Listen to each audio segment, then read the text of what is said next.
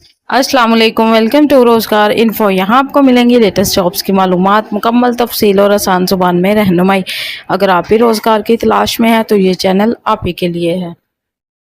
FGEI schools जो हैं उनमें टीचिंग जॉब्स जो हैं वो अनाउंस हुई हैं। Federal government educational institutes, directorate cantts garrison schools, ministry of defence में ये जो है टीचिंग वैकेंसीज अनाउंस हुई हैं। सेकेंडरी स्कूल टीचर की ये वैकेंसी है और मेल कैंडिडेट्स के लिए है। और सबसे बड़ी बात ये है कि ये परमानेंट बुनियाद पर असामियाँ जो है वो अनाउंस हुई हैं।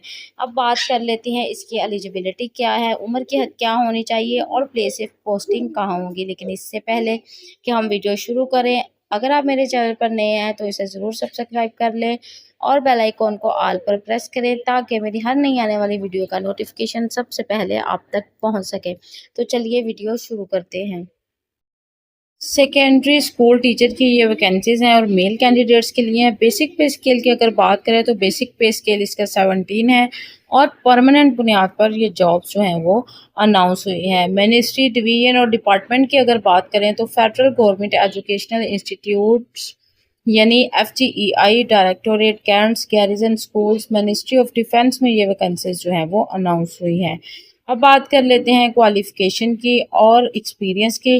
तो सेकंड क्लास या फिर ग्रेड सी मास्टर्स डिग्री होनी चाहिए आपके पास और उसके साथ साथ आपने बीएड भी किया हुआ हो या फिर इसके इक्विवेलेंट अगर आपकी क्वालिफ़िकेशन है किसी भी रिकॉग्नाइज्ड यूनिवर्सिटी से जो कि HEC से रिकॉग्नाइज्ड हो तो आप इस पोजीशन के लिए अहल है।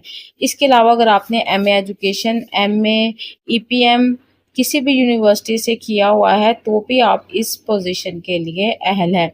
अगर आपने एमए एजुकेशन किया है तो इसके साथ आपको बीएड की ज़रूरत नहीं होगी बल्कि आपका जो है वो वही कंसीडर होगा मास्टर्स और साथ में बीएड की रिक्वायरमेंट दोनों पूरी हो जाएंगी। एज लिमिट की बात करें तो 22 से 30 साल तक के लोग जो हैं वो इस पोजीशन के लिए अप्लाई कर सकते हैं। Plus 5 years age general age relaxation जो है वो अपर एज लिमिट वो भी मिलेगी। 22 से 30 साल तक के लोग जो हैं वो इस पोजीशन के लिए अहल हैं। वैकेंसीज की अगर बात करें तो टोटल 98 वैकेंसीज जो हैं इसकी वो अनाउंस हुई हैं। डोमिसाइल और कोटा के लिहाज से अगर देखा जाए मेरिट तो 8 वैकेंसीज जो हैं वो मेरिट पर हैं। 49 वैकेंसीज जो हैं वो पंजाब को दी गई हैं जिसमें से ओपन मेरिट पर 47 वैकेंसीज हैं। माइनॉरिटी और नॉन मुस्लिम्स कोटा की जो है वो 2 सीट्स रखी गई हैं। बाकी 97 सीट्स जो हैं वो ओपन मेरिट पर हैं। सिंध रूरल की जो है वो ओपन मेरिट पर सीट्स जो हैं वो 11 रखी गई हैं।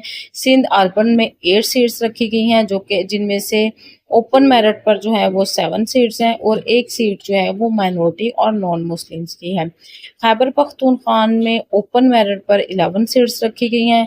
बलूचिस्तान में ओपन मेरिट पर 6 सीट्स रखी गई हैं। एक्स फाटा की ओपन मेरिट पर 2 सीट्स हैं और गिलगित बल्तिस्तान की ओपन मेरिट पर 1 सीट रखी गई है जबकि आज़ाद जम्मू कश्मीर की ओपन मेरिट पर 2 सीट्स हैं।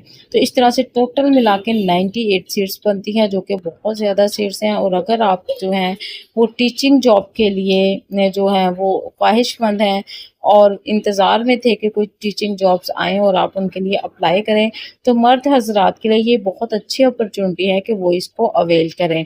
इस पर ज़रूर अप्लाई करें क्योंकि सीट्स बहुत ज़्यादा हैं। प्लेस ऑफ पोस्टिंग की अगर बात करें तो एनीवेयर इन पाकिस्तान आपको पोस्ट किया जा सकता है। जहाँ भी गैरिजन्स और कैंट्स स्कूल हैं वहाँ पे आपकी जो है वो पोस्टिंग हो सकती है। लास्ट डेट की अगर बात करें तो 31 अगस्त 2026 इसकी लास्ट डेट है। लिहाजा आपने 31 अगस्त 2026 से पहले पहले अप्लाई करना है ताकि देर ना हो जाए क्योंकि अगर ड्यू डेट के बाद आप एप्लीकेशन सबमिट करवाते हैं तो आपकी एप्लीकेशन जो है वो काबिल कबूल नहीं होगी। इसके अलावा कंप्लीट एप्लीकेशन जो है वो आपने सबमिट करवानी है। जो कुछ भी पूछा जाएगा एप्लीकेशन में उस सब को आपने बहुत एहतियात से फिल करना है क्योंकि कोई भी छोटी सी मिस्टेक जो है वो आपकी एप्लीकेशन जो है वो रिजेक्ट करवा सकती है। ये तो थी तमाम मालूमात। अब इस पर अप्लाई किस तरीके से करना है, आपने FPSC की वेबसाइट पर जाना है, वहाँ पर जाके ऑनलाइन अप्लाई का ऑप्शन होगा। FPSC अपने गूगल ब्राउज़र में लिखेंगे तो आपके पास जो है वो साइट ओपन हो जाएगी। वहाँ पे ऑनलाइन अप्लाई का ऑप्शन होगा, उसको क्लिक करेंगे और जो जो इन्फॉर्मेशन आपसे पूछी जाएगी उसको आप फिल करेंगे और लास्ट पे सबमिट कर देंगे। اگر آپ چاہتے ہیں کہ میں آن لائن پروسیس پر ایک ڈیٹیل ویڈیو بنا دوں تو مجھے کامنٹ کر کے ضرور بتائیں، میں اس پر الگ سے ایک ڈیٹیل ویڈیو بنا دوں گی۔ یہ ویڈیو اچھی لگی ہو تو لائک کریں اور اپنے ان فرینڈز اینڈ فیملی کے ساتھ ضرور شیئر کریں جو کہ ٹیچنگ جابس کے انتظار میں تھے۔